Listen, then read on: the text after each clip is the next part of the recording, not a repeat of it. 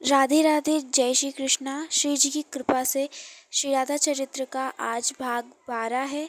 हम उसमें प्रवेश कर रहे हैं। तो जैसा कि कल हमने श्री जी की कृपा से श्री जी का नामकरण की लीला देखी, नारद मुनि आए थे लाडली जी का दर्शन करने, तो वैसे ही आज हम और आनंदमयी लीला का दर्शन करेंगे। तो आज हम दर्शन करेंगे कि श्री जी ने ठाकुर जी को पहली बार कैसे देखा था। तो श्री राधा रानी वन में प्रवेश कर रही हैं। उनके वन में प्रवेश करने से जो वन की शोभा थी वो और बढ़ जाती है। सारे पशु पक्षी अपनी आवाज़ से श्री जी के हृदय को अपनी ओर आकर्षित कर रहे हैं और चारों ओर बड़े बड़े सुंदर सुंदर पुष्प उगे हैं। गुलाब हुआ, चंपा हुआ, जूही फूल इत्यादि फूल पुष्प उगे हैं।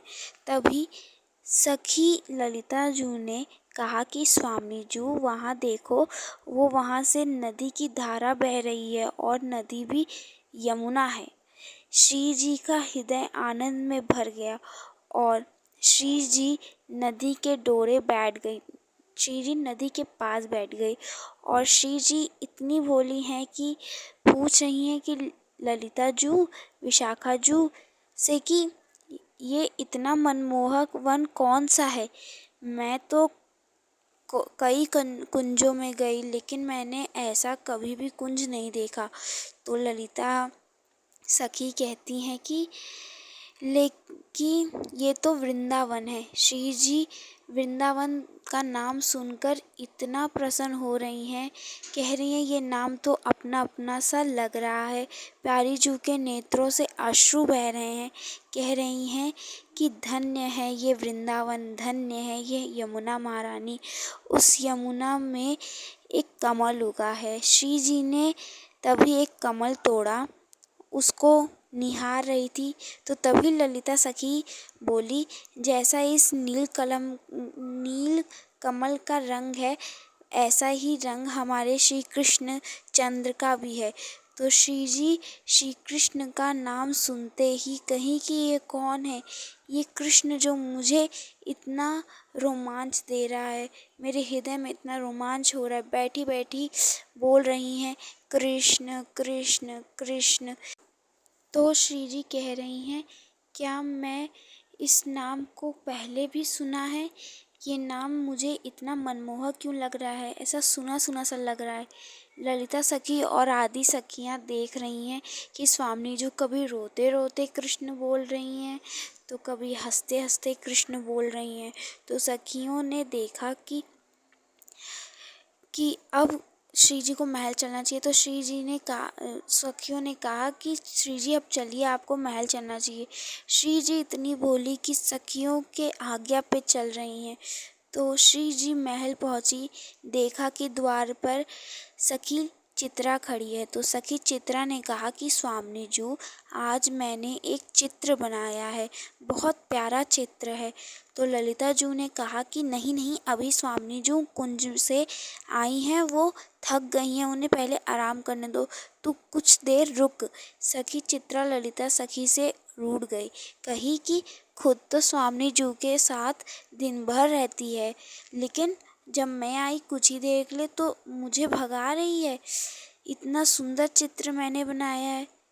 तब श्री जी चित्रा जू को अपने पास बुलाया, कह रही हैं, क्यों रूठ रही है, ला मुझे दिखा ये चित्र। तो कही कि पहले ये तो बता, तूने ये चित्र कैसे बनाया, क्यों बनाया। तब चित्रा सखी ने पूरी व्याख्या की, कथा बताई कि जब वो महल आई तो विश्वानु जी ने उनसे कहा कि चल चित्रे, नंदगांव से नंद राय का बुलावा आया है, वहाँ किसी का चित्र बनाना है। तो स्वामी जी, मैंने अपने सारे चित्रकारी के सामान लेकर चली गई नंद राय के महल। तो जब मैंने उस व्यक्ति को देखा जिसकी मुझे चित्र बनाना था, उसको देखते देखते मेरे आँखों से, मेरे नेत्रों से अश्रु बह रहे थे, अश्रु की धारा रुक ही नहीं रही थी। उसे निहारती जा रही थी और मैं उसकी चित्र बनाती जा रही थी। वही वाला चित्र आपको दिखाने के लिए लेके आई हूँ स्वामी जी। ललिता बोली कि बस बस अब जल्दी कर, चित्र दिखा, श्री जी को आराम भी करना है। तो चित्रा सखी ने श्री जी को, स्वामी जी को वह चित्र पकड़ाया।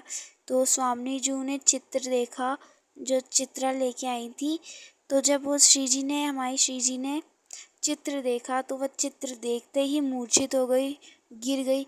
कह रही हैं कि ये है कौन, मुझे पता भी नहीं, लेकिन ये चित्र को बार बार देखकर हृदय में आनंद सा हो रहा है। तो सारी सखियां कह रही हैं कि ये वृषभानु की लली है, ये किसी परपुरुष को देखकर आकर्षित कैसे हो सकती हैं। मन में श्री जी भी धिक्कार रही हैं कि मुझे किसी और पुरुष की ओर आकर्षण कैसे हो सकता है। लेकिन फिर उसी चित्र को देखने लग जाती, सभी सखी हंसने लगती कि ये बावरी हो गई है। फिर श्री जी को श्री कृष्ण के बारे में सुनने का उत्साह बढ़ा, आदत सी होने लग गई। कोई भी सखी आती तो कहती, आज श्री कृष्णचंद्र क्या कर रहे हैं। तो कहती कि हे लाडली पूछो मत, आज तो श्री कृष्ण बुरे तरीके से फंस गए हैं। तो बोली कि क्या कर दिया आज श्री कृष्ण ने। तो सखियां बोली कि आज मैया ने चोरी करते हुए पकड़ लिया है ठाकुर जी को। अब मैया ऊखल से बांधने जा रही हैं, लेकिन इतने चालाक हैं कन्हैया, अपनी योग माया से मैया जो रस्सी बांध रही है वो छोटी पड़ जाती है। तो श्री राधा रानी हंसी और हंस के कही कि अगर तुम बड़े से बड़े वरुण का ब्रह्म का पासा भी लेके आओगी, उनका बंधन भी लेके आओगी, तो भी श्री कृष्णचंद्र नहीं बंधेंगे। तो श्री राधा रानी ने अपने केश से बाल लिया और कहा कि जा ललिते, इसे लेकर जा और इससे बंधवा, क्योंकि वह सिर्फ प्रेम की डोरी से ही बंध सकता है। तब वो डोरी को लाया गया तो मैया ने उस डोरी से लाला को बांध दिया। तो ऐसे श्री जी बड़ी उतावली रहती हैं श्री कृष्णचंद्र के बारे में सुनने के बारे में जानने के लिए। अब हम बहुत ही प्यारा प्रसंग सुनेंगे। झूलन उत्सव तो आपने सुना ही होगा। तो महीना कौन सा चल रहा है, सावन का महीना है। बहुत गर्मी होती है, यमुना में बड़ी बड़ी लहरें उठ रही हैं, बड़े बड़े कदम के वृक्ष हैं, तमाल के वृक्ष हैं, लहरें कर रहे हैं, मानो कि वो सखियों को बुला रहे हैं। तो सखियों का मन करा कि आज तो झूलन होना चाहिए। तो ये बात एक सखी से दूसरी सखी को पता चली, तो किसी सखी से किसी को पता चली, ऐसे पूरी हर सखियों में ये बात फैल गई। तो सारी सखियां पहुंची बृजभानुपुर, कही श्री जी से कि चलो हम तुमको संग लेने आए हैं। और उन सखियों के बीच में एक सखी थी, श्याम सखी। तो श्याम सुंदर सखी बनकर आए हैं श्री जी को लेने के लिए, क्योंकि रात का समय था और श्री जी की मैया कीर्तिदा मैया उन्हें बाहर निकलने नहीं देंगी। तो श्याम सखी ने बेड़ा उठाया था कि वो श्री जी को अपने संग लेकर आएंगे।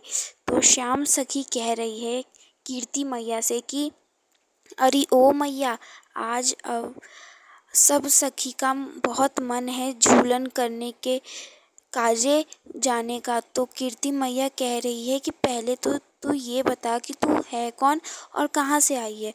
तो श्याम सखी हंस के कह रही है कि मैया, लग रहा है उम्र के कारण तेरे को दिखना बंद हो गया है। तो मैया कही मतलब। तो श्याम सखी बोली कि मैया, तूने मुझे कई बार देखा है और कह रही है कि तू मुझे जानती भी नहीं और तूने मुझे देखा भी नहीं। तो मैया सोच रही हैं कि कहाँ देखा है इसे, कहाँ देखा है। तो श्याम सखी बोली कि मैं बताती हूँ कि आप मुझे कहाँ देखे हो। आपने मुझे नंदगांव में देखा है, मैं गोपी हूँ वहाँ की, वहाँ यशोदा मैया की मैं सेवा करते हुए आपको दिखी होंगी। तो मैया बोली कि हाँ हाँ, तू सही कह रही है, मैंने तुझे वहीं देखा है। तो मैया बेचारी बोली, मैया कन्हैया की टेढ़ी मेढ़ी बातों में फंस गई। तो श्याम सखी बोली कि ले जाए लाडली जू को, तो कीर्तिदा मैया बोली, इतने प्यार से बोल रही है सखी, कैसे मना करूं। तो सब कह रही कि हाँ ले जा, लेकिन ज़्यादा समय नहीं लगाना और बारिश होने से पहले लेके आ जाना। तो बोली, हाँ हाँ मैया ले आएंगे। तो ऐसा कहकर श्याम सखी मैया से कहकर श्यामा जू का हाथ पकड़कर पहुंच गई निकुंज में। तो निकुंज एकदम सज गया। तो एक सखी बोली, रुको रुको, आज एक शर्त है। देखा प्रिया प्रियतम एक ही झूलन पर बैठकर झूला करते हैं, आज कुछ अलग होना चाहिए, आज कुछ अलग करते हैं। तो क्या अलग करें? तो आज दो वृक्षों पर दो झूला डाल देते हैं और इनको अलग अलग बिठा देते हैं, फिर झूला झुलाते हैं। श्याम सुंदर एकदम मचल उठे, कहे ऐसे कैसे बैठे जाएंगे हम दो झूला पर, क्यों बैठे हम। तो ऐसा कह दिए। तो फिर सखियाँ बोली, नहीं आज तो यही होगा। फिर एक स्पर्धा हो गई है कि किसका झूला कितना ऊंचा जाता है, किसका झूला आकाश को छूता है। तो यहाँ पर दो पक्ष की सखियाँ होती है, एक होती हैं कृष्ण पक्षा सखी और दूसरी श्री जी की सखी। तो एक कृष्ण पक्षा सखी कहती है श्री राधा रानी से, अरे राधा डरेगी तो तू नहीं। तो राधा रानी कहती हैं, भला मैं क्यों डरूं। तो सखी बोली, अरे नहीं, अगर डरेगी भी तो सहारा दिलवा देंगे, पर तुझे गिरने नहीं देंगे। तो राधा रानी कहती हैं कि तुम्हारी जरूरत नहीं है, मेरी सखियाँ काफ़ी हैं मेरे लिए। तो सखी बोली कि नहीं नहीं, कभी कभार झूला झुलाने वाला भी यह सोचता है कि देखें झूलने वाला क्या खुद को संभाल पाएगा कि नहीं। तो ऐसा इसलिए थोड़ी सावधानी से बैठना। तो श्री राधा रानी बैठ गई और कही कि अब शुरू भी करें कि तुम सिर्फ बात ही करती रहोगी। तो राधा रानी झूल रही हैं, सखियाँ उनको झुला रही हैं, श्री जी झूलते हुए आकाश को छू रही हैं, नभ को छू रही हैं। सखियों ने देखा कि कन्हैया तो बस थोड़े आगे जाते, थोड़े पीछे आते, फिर थोड़े आगे जाते, फिर थोड़े पीछे जाते, बस वो हिल ही रहे थे उस झूले पर। तो सखियाँ कह रही हैं कि कन्हैया आप हार जाओगे, आप कैसे झूल रहे हो, देखो श्री जी तो नभ आकाश में झूल रही हैं, छू रही हैं। तो श्याम सुंदर कह रहे हैं कि मैं भी तो उन्हीं की तरह ही तो झूल रहा हूँ, राधा रानी के भाव के साथ भी मैं ही तो झूल रहा हूँ, उनके कमर के लचक के साथ मैं भी तो झूल रहा हूँ, उनके नेत्रों की के साथ भी मैं ही तो झूल रहा हूँ, ये मेरा ही तो सुख है। तो ऐसा झूलन लीला का अंत होता है।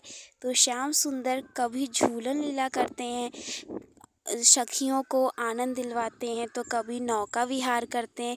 ऐसी अनेक लीलाएं ब्रज में होती रहती हैं। श्री राधा चरित्र में श्री राधा रानी की कृपा से हम प्रयास करते हैं कि श्री जी की लीलाओं को आपको बड़े प्यार से सुनाए, बड़े आनंदमय होकर सुनाए। जो भी हुआ श्री जी की कृपा से हो रहा है।